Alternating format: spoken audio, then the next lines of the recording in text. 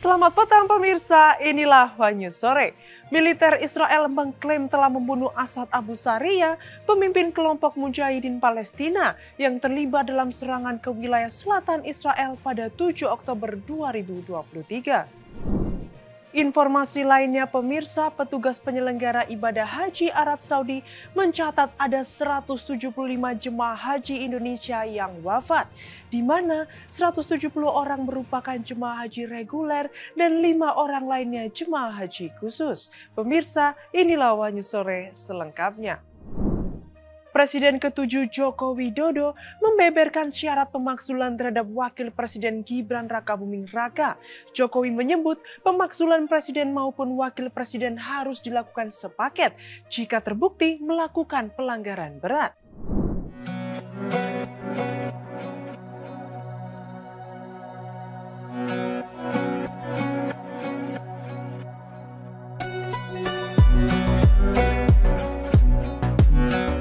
Presiden ke-7 RI Joko Widodo atau Jokowi membeberkan syarat pemakzulan terhadap Wakil Presiden Gibran Rakabuming Raka. Hal itu disampaikan sebagai respons atas munculnya surat usulan pemakzulan terhadap putra pertamanya dari posisi Wapres.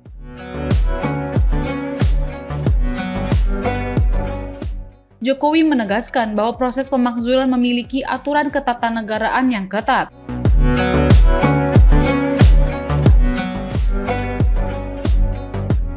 Menurutnya, pemakzulan presiden maupun wakil presiden harus dilakukan sepaket jika terbukti melakukan pelanggaran berat seperti korupsi atau melakukan perbuatan tercela lainnya. Jokowi juga membicarakan soal pemilihan kepala negara di Indonesia yang dilakukan secara paket bukan individu.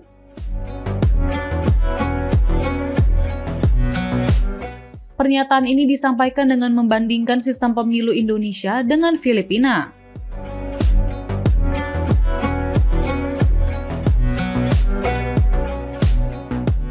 Jokowi menjelaskan jika pemilu di Indonesia satu paket calon presiden dan wakil presidennya.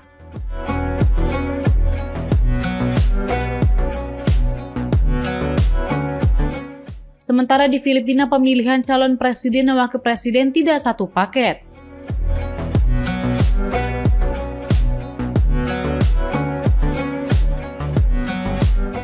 Menurut Jokowi, upaya pemakzulan merupakan bagian dari dinamika politik yang wajar dalam sistem demokrasi. Ini kan negara besar yang memiliki sistem ketatanegaraan. Ya diikuti saja proses sesuai sistem ketatanegaraan kita. Bahwa ada yang menyurati seperti itu, yaitu dinamika demokrasi kita. Biasa saja, biasa. Ya pemilihan presiden kemarin kan satu paket. Bukan sendiri-sendiri, kayak di Filipina itu sendiri-sendiri. Di kita ini kan satu paket. Sistem ketatanegaraan kita memiliki mekanisme yang harus diikuti.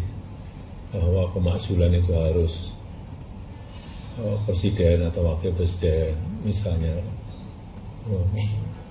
korupsi atau melakukan perbuatan tercela atau melakukan pelanggaran berat itu baru. Forum Purnawirawan Prajurit TNI sebelumnya mengirimkan surat kepada DPR dan MPR RI yang berisi permintaan untuk memproses pemakzulan terhadap Gibran sebagai Wapres. Pihak DPR RI pun telah memastikan surat tersebut telah diterima secara resmi.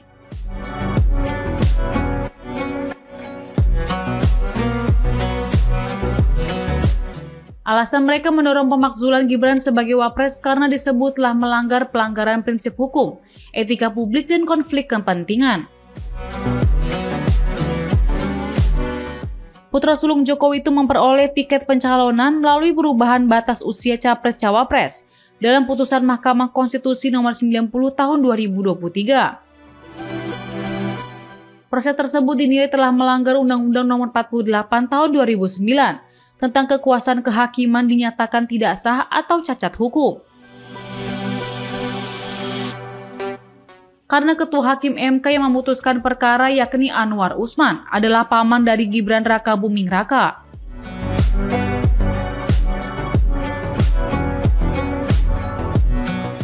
Selain aspek hukum, Forum Purnawirawan Prajurit TNI juga menilai Gibran tidak pantas menjabat sebagai wakil presiden dari sisi kepatutan dan etika. Mereka menyinggung kontroversi akun media sosial Fufu Fafa yang sempat marak diperbincangkan karena diduga memiliki keterkaitan dengan Gibran. Atas dasar itu, Forum Purnawirawan Prajurit TNI mendesak DPR segera memproses usulan pemakzulan Gibran sesuai ketentuan hukum dan konstitusi yang berlaku.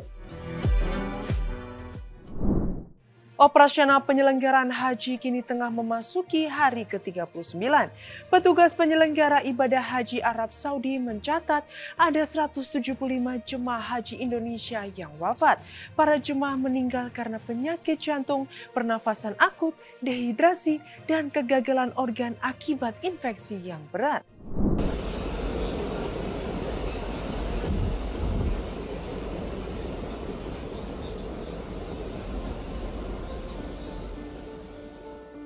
Operasional penyelenggaraan haji kini tengah memasuki hari ke-39. Petugas penyelenggara ibadah haji atau PPIH Arab Saudi mencatat 175 jemaah haji Indonesia yang wafat. Kabid Kesehatan PPIH Arab Saudi, Dr. Muhammad Imron mengatakan sebanyak 170 orang jemaah haji reguler dan 5 orang jemaah haji khusus yang wafat di Tanah Suci. Imran menjelaskan ada sejumlah penyakit yang umum diderita jemaah haji Indonesia yang wafat.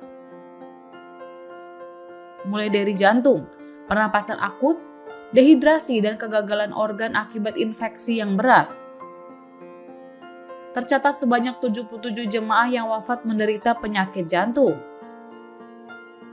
Lalu sebanyak 15 jemaah wafat karena mengalami kegagalan organ akibat infeksi yang berat. Selain itu, masing-masing ada 11 jemaah yang wafat karena masalah pernapasan akut dan dehidrasi. Imron menambahkan, pada hari operasional yang sama dengan tahun lalu, jemaah wafat tahun 2025 jumlahnya lebih sedikit. Meski demikian, angka kematian jemaah haji tahun ini tercatat lebih rendah dibandingkan tahun sebelumnya.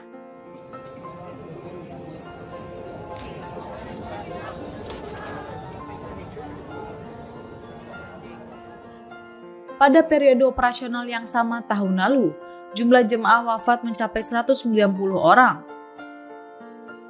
Meskipun angka kematian menunjukkan penurunan, petugas kesehatan di Arab Saudi tetap meningkatkan kewaspadaan dan kesiapsiagaan.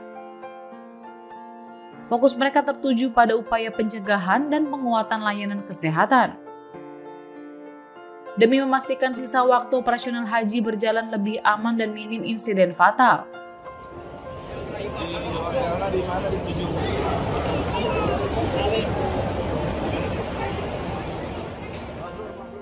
Harapan besar disematkan kepada seluruh jemaah yang masih berada di Tanah Suci agar senantiasa menjaga kesehatan dan mengikuti anjuran dari tim medis. Imron juga memohon pertolongan kepada Allah Subhanahu wa Ta'ala agar seluruh jemaah haji Indonesia senantiasa diberikan kesehatan serta dapat kembali ke tanah air dengan selamat.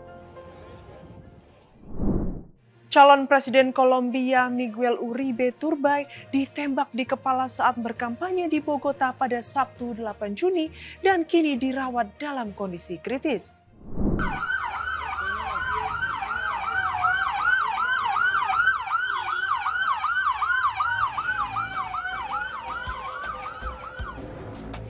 Calon Presiden Kolombia Miguel Uribe Turbay mengalami luka serius setelah ditembak di bagian kepala saat berkampanye di Bogota, Sabtu 8 Juni waktu setempat.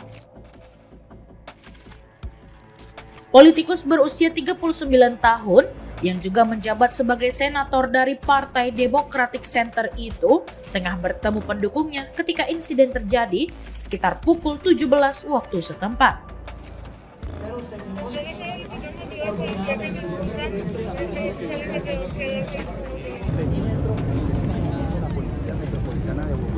Para evitar que las para no rendirnos. Esta marcha no es ideológica, es ciudadana. Menurut pernyataan partai, Turbay langsung dilarikan ke rumah sakit dalam kondisi kritis. Seorang tersangka telah ditangkap di lokasi kejadian, namun identitas dan motifnya belum diungkap pihak kepolisian. Partai Democratic Center menyebut penembakan itu sebagai serangan bermotif politik. Patrióticos, es de principios, es de valores democráticos. El senador Mauricio está diciendo millones de pesos de los colombianos que Gustavo Petro quiere utilizar para aferrarse al poder. La unidad de gestión del riesgo llegue hasta las últimas consecuencias. Es evidente que esta corrupción. Sementara itu, Presiden Kolombia Gustavo Petro mengutuk insiden tersebut dan memerintahkan penyelidikan menyeluruh, menyebut pelaku sebagai sampah kemanusiaan.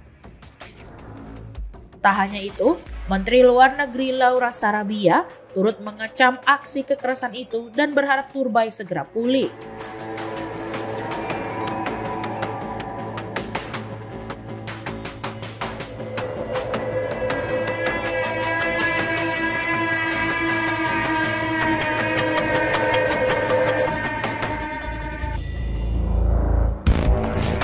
Sebagai informasi, Uribe dikenal sebagai pengkritik keras pemerintahan saat ini dan telah mendeklarasikan pencalonannya untuk pemilu presiden 2026. Insiden ini menjadi salah satu serangan politik paling serius di Kolombia sejak era kekerasan pada awal 1990-an. Militer Israel menyebut bahwa pihaknya telah menewaskan Asad Abu Saria yang merupakan pemimpin kelompok Mujahidin Palestina yang sangat berpengaruh di Gaza.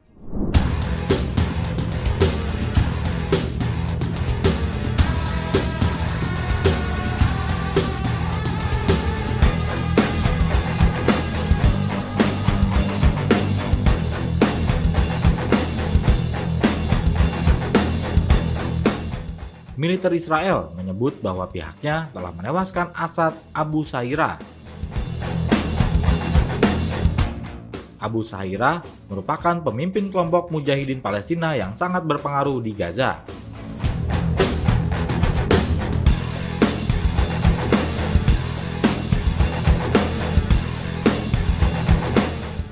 Ia disebut terlibat langsung dalam operasi ke wilayah selatan Israel pada 7 Oktober 2023. Tewasnya Asad dikonfirmasi langsung dalam pernyataan resmi Pasukan Pertahanan Israel atau IDF Sabtu 7 Juni 2025.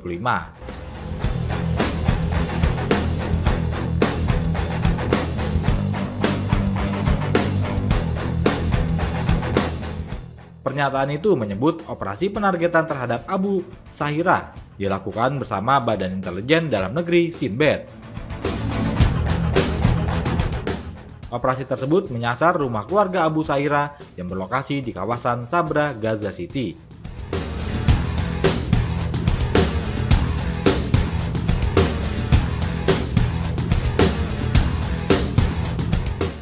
Menurut IDF, Abu Saira merupakan kepala gerakan Mujahidin Palestina serta pemimpin sayap bersenjatanya Brigade Mujahidin. Kelompok ini disebut ikut ambil bagian dalam serangan pada 7 Oktober 2023 yang menewaskan lebih dari 1.200 warga Israel.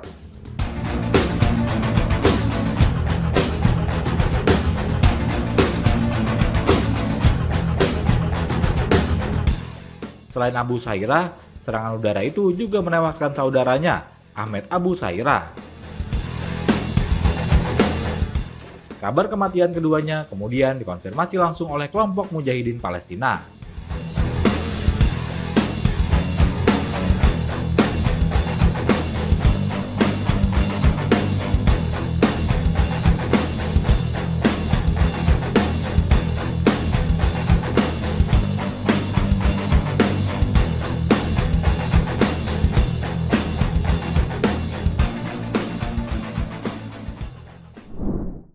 Presiden Amerika Serikat Donald Trump mengumumkan niat untuk menjual mobil Tesla miliknya usai berseteru dengan Elon Musk. Hal itu dikatakan oleh Trump melalui akun media sosialnya.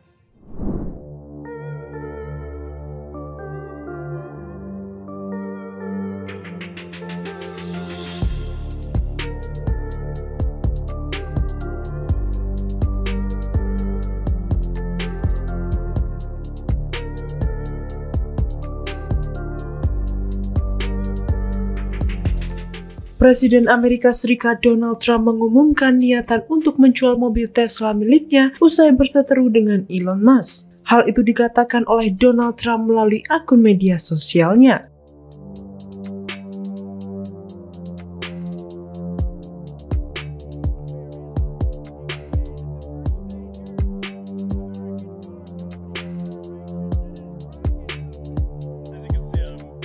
Dalam postingan itu, ia menyebut bahwa dirinya sudah cukup dengan Tesla dan berencana menjual kendaraan listrik tersebut. Ia menilai bahwa mobil Tesla yang selama ini ia gunakan sudah tidak lagi mewakili pilihannya. Setelah pertikaian dengan pemilik saham Tesla Elon Musk,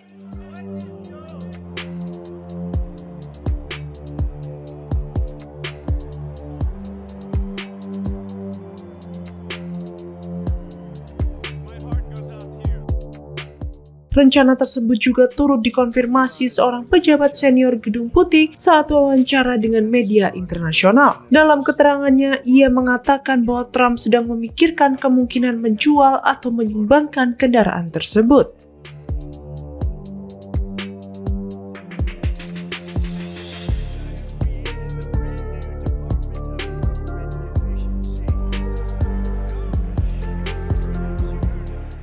Trump diketahui memiliki Tesla Model S berwarna merah yang diperkirakan bernilai sekitar $80.000 Amerika Serikat atau sekitar 1,3 miliar rupiah sebagai kendaraan listrik pribadinya sebelum perseteruan dengan Elon Musk yang memicu niatnya untuk melepas mobil tersebut.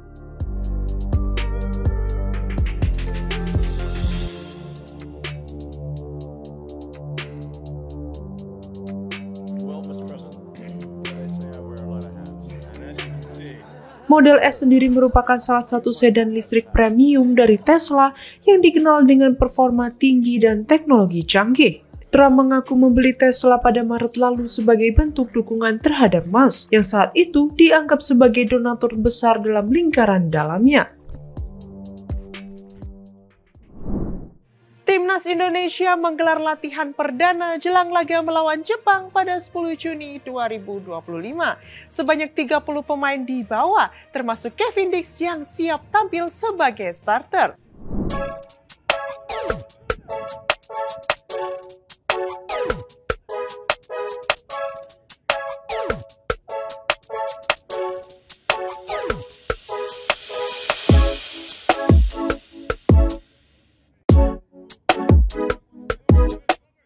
Timnas Indonesia menggelar latihan perdana jelang laga melawan Jepang pada 10 Juni 2025. Latihan perdana Timnas Indonesia berlangsung di Stadion Expo 70 Osaka, Jepang pada Minggu 8 Juni 2025 pukul 19.30 waktu setempat.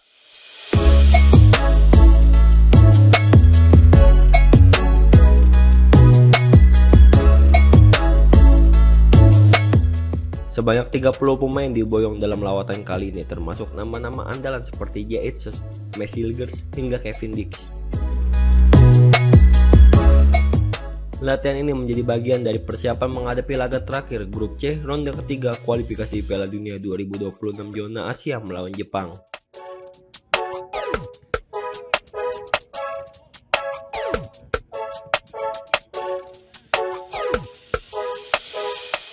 Meski hasil pertandingan tidak lagi memengaruhi kelolosan kedua tim di mana Jepang sudah dipastikan oleh ke putaran final dan skuad Garuda memastikan tempat di ronde keempat hingga skuad asuhan Patrick Kluivert tetap menaruh keseriusan tinggi dalam pertandingan ini.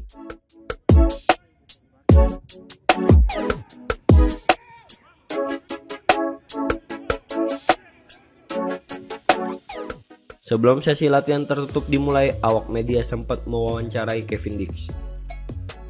Pemain kelahiran Belanda ini mengaku siap tampil jika dipercaya menjadi starter oleh pelatih. Setelah sempat duduk di bangku cadangan pada laga sebelumnya, Dix berharap bisa menunjukkan performa terbaik saat melawan Jepang.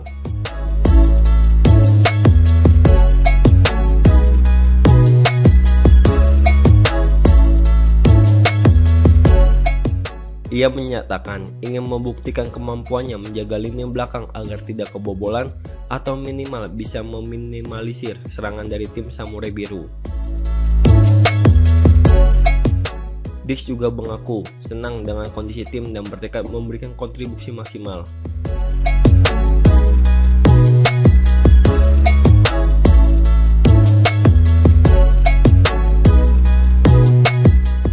Laga melawan Jepang dijadwalkan digelar di Stadion Suita Chiti, Osaka pada Selasa 10 Juni 2025 pukul 19.30 waktu Jepang atau 17.30 waktu Indonesia bagian Barat.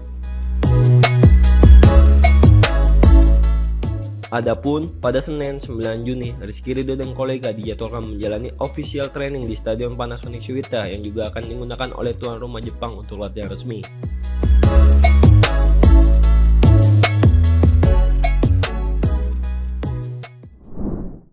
Neymar dipastikan absen dari latihan Santos FC setelah terkonfirmasi positif COVID-19. Ia mulai menunjukkan gejala sejak Kamis 5 Juni dan kini menjalani isolasi serta perawatan di rumah.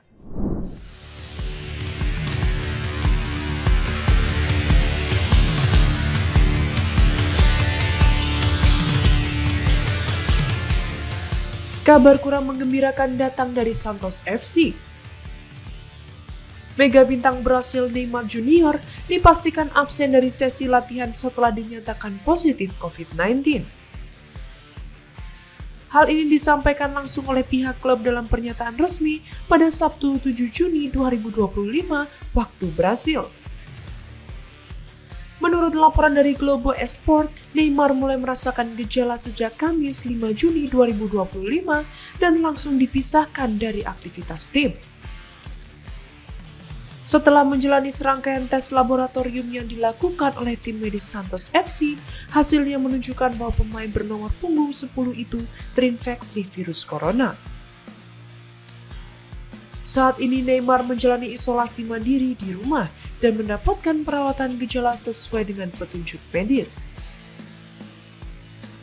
Situasi ini juga membuat Neymar batal menghadiri kunjungan ke pemusatan latihan timnas Brasil yang dijadwalkan berlangsung di Sao Paulo pada Minggu 8 Juni 2025.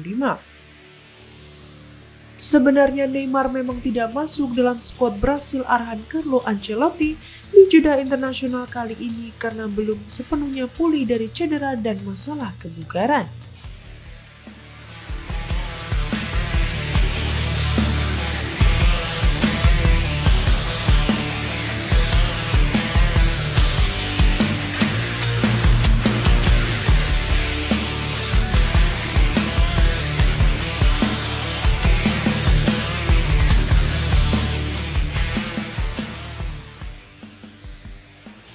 Neymar yang kini berusia 32 tahun bergabung kembali ke Santos pada akhir Januari 2025 usai memutus kontraknya bersama Al Hilal. Namun sayangnya belum lama berseragam klub masa kecilnya itu, ia kembali harus menepi kali ini karena infeksi COVID-19. Selain absen karena sakit, Neymar juga sebelumnya telah dipastikan tidak akan tampil dalam laga terakhir Santos melawan Fortaleza di Liga Brasil sebelum jeda Piala Dunia antar klub 2025. Ia tengah menjalani skorsing dan menunggu evaluasi lanjutan dari tim medis sebelum dapat kembali ke lapangan. Demikian informasi yang dapat kami sampaikan pemirsa. Terima kasih telah bergabung bersama kami.